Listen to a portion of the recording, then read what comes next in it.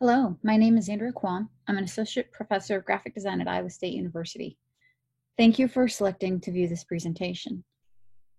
I'm presenting to you from my basement office in my home. There's a 3-year-old, 6-year-old, one husband and one cat present. This is my fourth attempt at recording, so I apologize for any extraneous noise, but this will probably be my fourth and last attempt to record this. So hopefully all goes well. There's no screams, flushing toilets overhead, or anything in the background. I'm presenting the first portion of my work, of the work with my colleagues, Nora, Sung, Carol, and I, we've done on a longitudinal study on design student learning pressures. This research was conducted at Iowa State University's College of Design. Within the college, we have an extensive range of design majors. This research surveyed students from all of them: architecture, art and visual culture, community and regional planning, industrial design, interior design, interdisciplinary design, graphic design, and landscape architecture. We feel it's important to do a study on learning pressures because research has found every student experiences some level of pressure in the learning process, which negatively impacts their learning outcomes. Learning pressures influence students' learning performance and psychological well-being. From a 2014 article titled "The Prevalence and Correlates of Depression, Anxiety, and Stress in a Sample of College Students," it cited several other studies and noted that while academics can be perceived as a positive challenge, potentially increasing learning capacity and competency, if viewed negatively, this stress can be detrimental to a student's health. There have been quite a few studies on learning pressures that have been done in the past. Typically, they do utilize a questionnaire style in which they survey students. That's what they all have in common. I'm going to summarize about 6 different studies for you to kind of give a background. The first one listed is the one that my colleagues and I at Iowa State have based our study on. We saw Chen present at a 2017 IASDAR conference, and it was from his presentation and study that we were inspired to better understand our own students' learning pressures across a range of design disciplines we have in the College of Design at Iowa State University. And I'll give more detail on his study since it was the foundation of ours later on in the presentation. This next study, a study of learning stress and stress management strategies of students postgraduate level, investigated undergraduate students' learning pressures and pressure management strategies using a questionnaire survey. They found students experienced fatigue during pressure. Main causes of pressure were studying and assignments. And the main strategies for coping were listed as watching TV or movies, listening to music, or taking part in other leisure activities. There were 200 students from different departments included in the study at this university. The third study listed here, Educational Stress Scale for Adolescents, Development, Validity, and Reliability with Chinese Students, developed an initial validation of a new instrument to measure academic stress. Their final 16-item instrument contained 5 latent variables, which together explained 64% of the total item variance. These variables were academic pressure, workload, worry about grades, self-expectations, and despondency. Over 2,000 Chinese adolescents were involved in this study to develop the ESSA, Educational Stress Scale for Adolescents. In this next study, the prevalence and correlates of depression, anxiety, and stress was conducted at a university in Ohio after their university counseling center reported a 231% increase in yearly visits and a 173% increase in yearly clients from 2010 to 2014. This study included 374 undergraduate students. The top 3 concerns with these students were academic performance, pressure to succeed, and post-graduation plans. Demographically, from their study, the most stressed, anxious, and depressed students were transfers, upperclassmen, and those living off campus. The next survey, Sources of Stress Among College Students, looked at determining major sources of stress among college students. The top 5 sources include changes in sleeping habits, vacation and breaks, and increased workload. There were 100 participants from a Midwestern university in this study. And the final one listed here is actually academic stress, anxiety, and depression among college students. A brief review describes research of studies on learning pressure and stress for college students that has been conducted over the last 3 decades. So if you're interested in kind of an overview of the research on this, this is a good article to access. The foundation, again, as I mentioned, was of our studies based on Wenzi Chen's study, as he specifically researched pressure for industrial design students. We wanted to compare our data sets to him. We saw him present again, and I said it, as I mentioned, at the IASDAR conference in Ohio in 2017. Here are the following are the details of his study.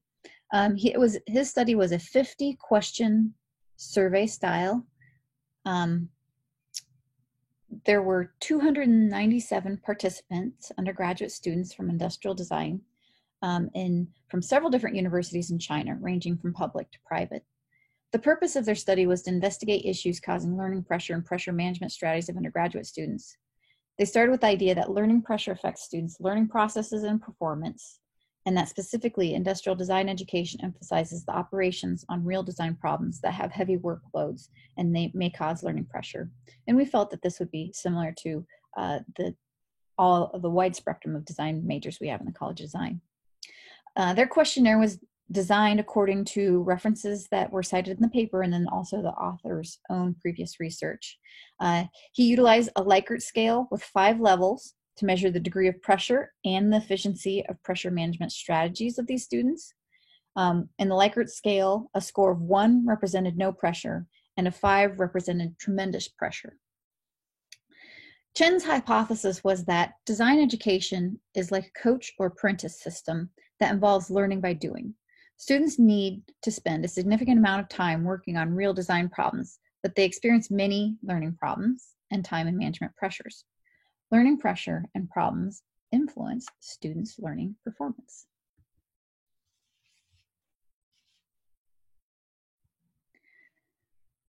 The learning pressures explored in Chen's study included academic pressure, peer pressure, self-expectations, time pressure, financial pressure, pressure from instructors, external pressure, future career, pressure from parents, resource pressure, achievement, and situational pressure.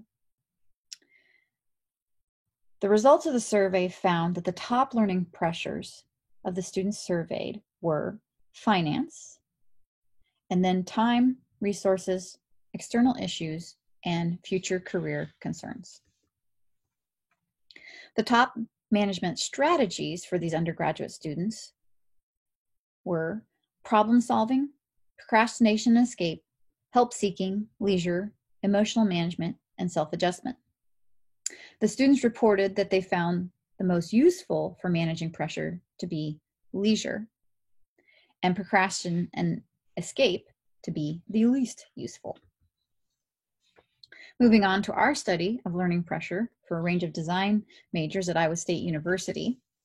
The differences between our study and Chen's and the similarities as an overview. Our study will be a longitudinal study in that we have surveyed students at the spring of 2019 in their first year at Iowa State, and at the end of our survey there we gave them the option of agreeing to allow us to send the survey to them each year of study that they're there. So it's going to follow these students through their degree completion. We have an expanded demographic data. We've got 8 demographic questions in our survey. Again, we are covering a range of disciplines. Chen's study only covered industrial design, but we're covering the range of design disciplines and majors that are in the College of Design. We have 17 questions on pressure versus Chen's 50. We narrowed it to the 17 questions by looking at what were the most statistically significant in each category of his study. And we also added a qualitative field at the end of the study. What's similar to Chen's study, because we want to compare our numbers and our data with his outcomes, was we kept the question order and wording, and then also we utilized the same Likert 1 to 5 Likert scale. More detail on our research methods and process. We obtained IRB approval. We've consent and confidentiality forms. They must be over the age of 18 years of age to participate.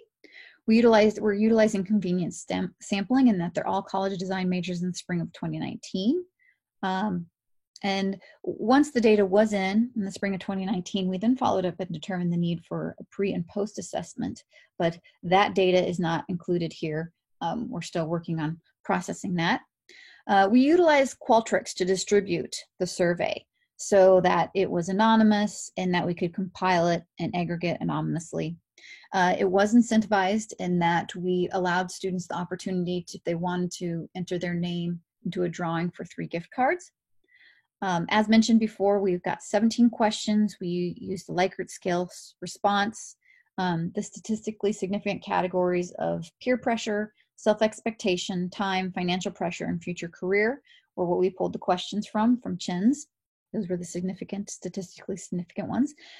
We have 8 demographic questions. Our demographic questions cover asking about their major, if they're an international or domestic student, race, gender, marital status, whether they're employed or not, whether they're living on campus, off campus, etc., and if they would participate in the longitudinal study. Nora processed our data. She's an assistant scientist for the Institute for Design Research and Outreach, IDRO, at Iowa State University's College of Design. In the spring of 2019, we had 266 respondents, all majors and all levels. 73% of them indicated they were female, 25% male, and then 2% indicated they preferred not to answer or preferred to describe their gender, or they were non-binary.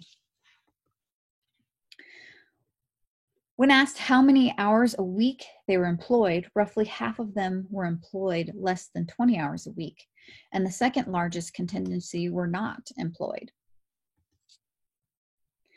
We found that our data agreed with CHIN's data that finance and time were the greatest overall pressures that our students were also experiencing. In our study, resources was significantly lower. In other words, our students did not feel that this was a big pressure or stressor for them. And when we say resources, that's referring to resources available to them through our College of Design, such as the wood shop, computer lab, a print center, reading room, etc. In our study, external issues and future career were also rated as the highest learning pressures, but they did not quite match up with CHIN's percentages.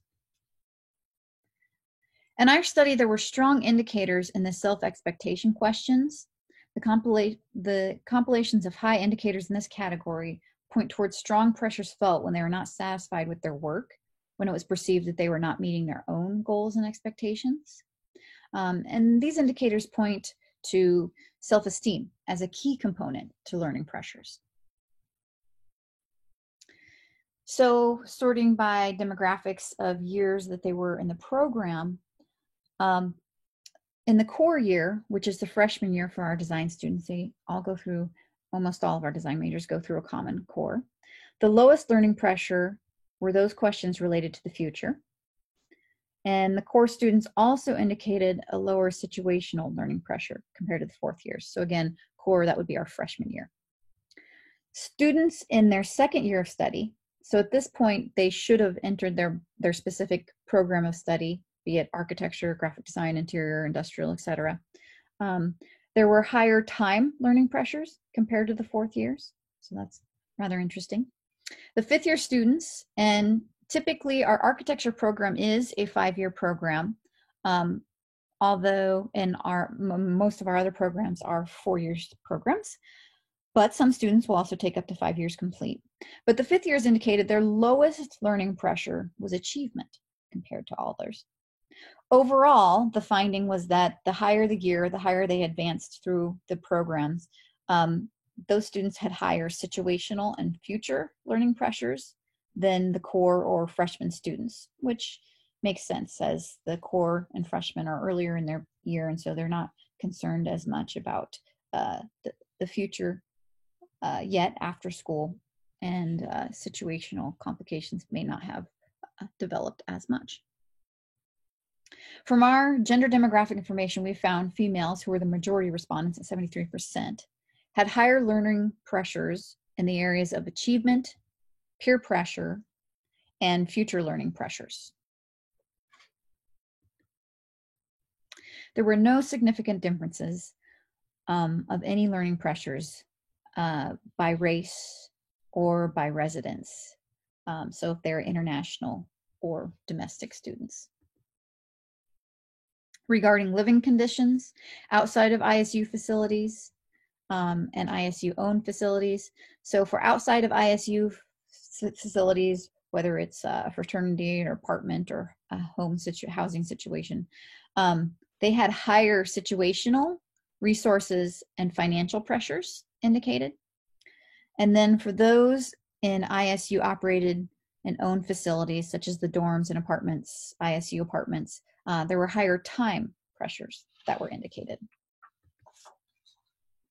Regarding pressure in relation to the number of hours worked, when it came to questions of resources asked about their access to the college design resources, again, things such as the wood shop, computer lab, print center, etc., there was more pressure for those who were working 20 hours or more a week versus those who are not employed, and more pressure for those working 30 hours a week or more versus not employed. And I think that these statistics make sense when you consider trying to align their work schedule with the hours that their resources are open and available. For the financial scale, composed of 3 questions, and these 3 questions related to, the first one was about project material costs being too high. The second one asking about their graduation exhibition and the cost of it. And then the third one being the cost of their portfolio, given the great deal of pressure. These were the significant pressure indicators from Chen's survey. And so we utilized those in our study. We found that students who worked more than 30 hours a week were experiencing more pressure regarding financial pressures than those who were not employed. And as mentioned, we had an area at the end of the survey where they could add comments if they wanted to add additional comments. And we had several comments. There are quite a few comments that talked about that pressure is not a bad thing. They did not necessarily view it as a negative thing. These are two sample comments from students in that portion of the survey. Allow you a moment to read those.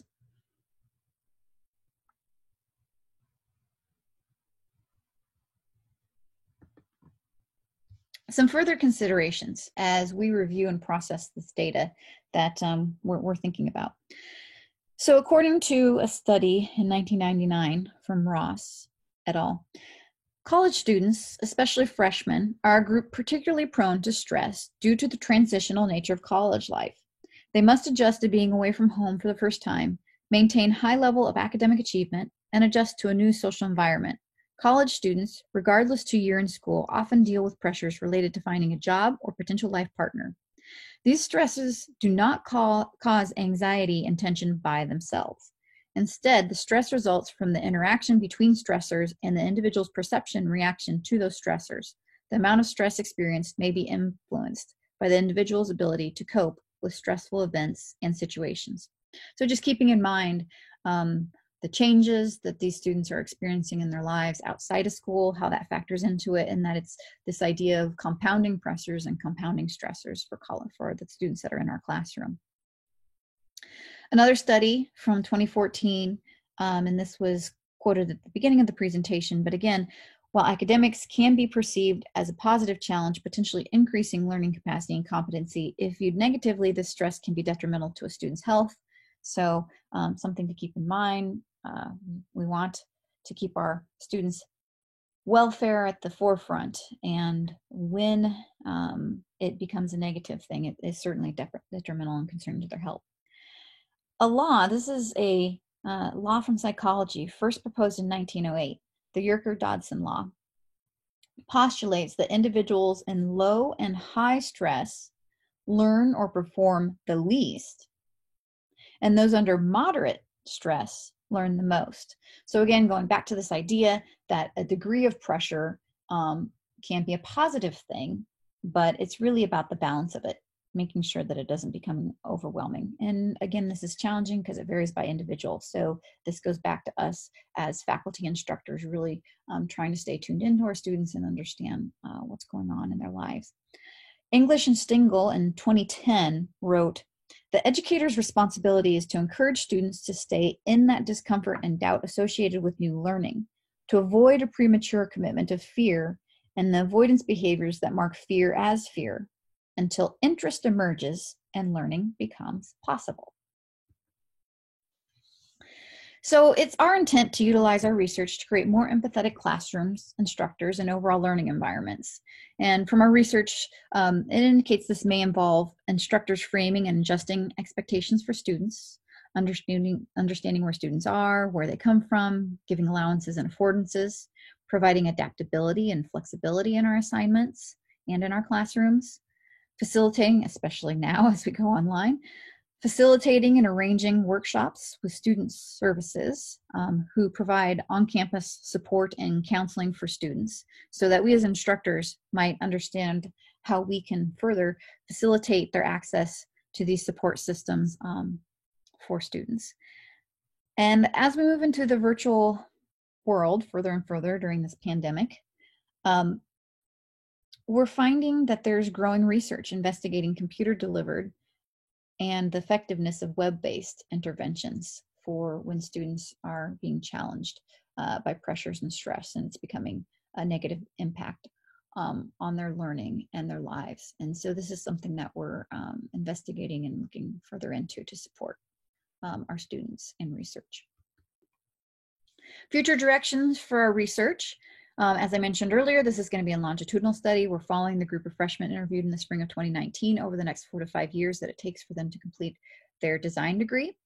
Because much of the research we've accessed as reference for this learning pressure studies has been students that are not in the US, and a majority of ours are, and we gave the opportunity and the demographic information to indicate whether they're an international domestic student. There might be some potential to compare pressures for college students in different cultures to see if there are significant differences within different cultures that the students are studying in or are from. We're also looking at the possibility of comparing stressors pre and post online learning environments, so before and after the pandemic, because we did collect information before and after. So that might be something that we look at as well. We would like to expand our study to other design schools. So the results are not just specific to Iowa State and its design environment and setup with its core program, but also finding more commonalities and differences across a range of design schools. And along those lines, on that last note here, if you're interested in conducting the study at your school and sharing data, please contact any one of us. Again, I'm Andrea Quam, and my name and contact information is listed at the top of that slide. We would welcome some collaboration. All right, thank you for your time and consideration in viewing this video.